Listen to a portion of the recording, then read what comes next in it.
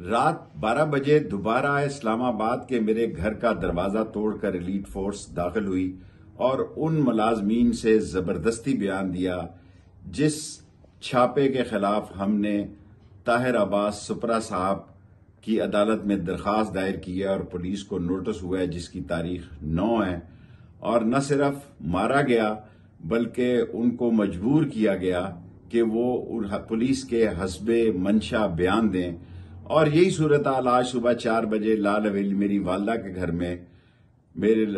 گھر میں لال حویلی کے ملازمین کو سفید پوش لوگوں نے مارا پیٹا۔ اس ملک میں جنگل کا قانون بن گیا ہے، پولیس ذہنی اور اعصابی مریض ہو چکی ہے، گھروں میں توڑ پھوڑ کر رہی ہے، بے گناہ لوگوں کو اٹھا رہی ہے، اور سب سے زیادہ کرپشن پاکستان کی تاریخ میں پولیس تھانوں میں آج ہو رہی ہے، کیونکہ بے گناہ لوگوں کو چھوڑنے کے لیے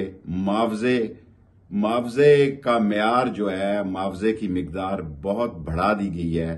سدا بادشاہی خدا کی ہے، خدا کے ہاں دیر ہے اندھیر نہیں۔ میں قانونی چارہ جوئی کا حق رکھتا ہوں، انشاءاللہ حق کی فتح ہوگی۔